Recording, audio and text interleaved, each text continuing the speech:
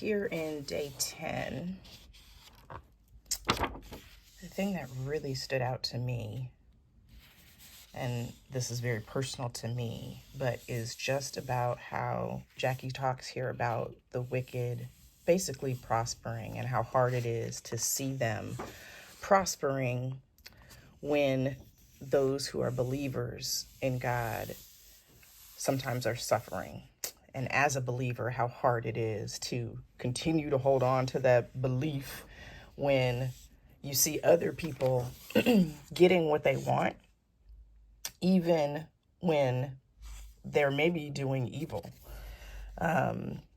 This part really stood out to me where she talks about, the wicked seem to have it easy, right? Their relationships are steady. The single one found somebody, and you, if single, have prayed and been denied the same blessing. Other friends never petitioned, never knocked, never wept like Hannah, and got pregnant still. That, of course, for my own personal journey was very powerful. So I just was sitting here with that for a minute, just thinking about how I try so hard not to be envious of friends who,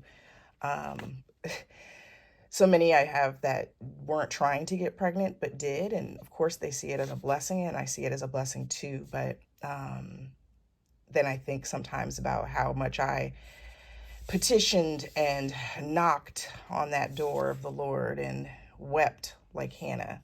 But I've never been able to have a child. And so, as you can see, I underlined a lot in this short Devo. But this part also stood out to me too, where it's she talks about all these different situations in the Bible and people in the Bible, in Jeremiah and in Job, in Malachi, where they talk about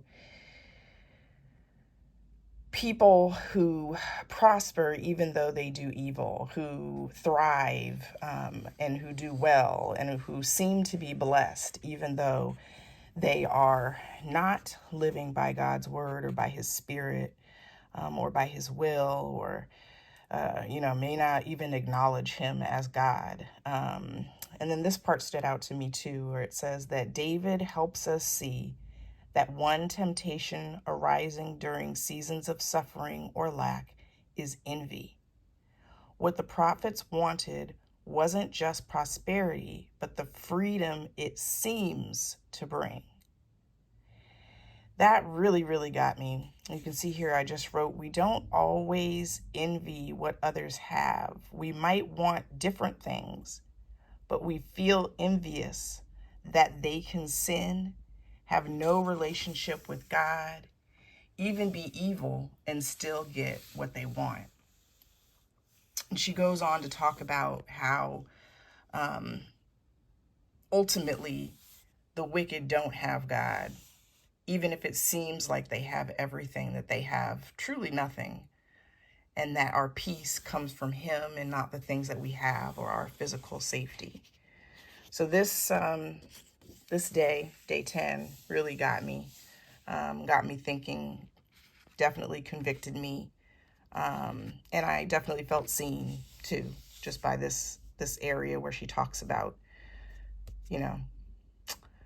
people who maybe never have wept and begged God in the way that we've begged him for things, but they still seem to get those things that we want, but that there is still hope because it comes from him. So I'd love to hear what you thought about day 5 too, or sorry, day 10 too.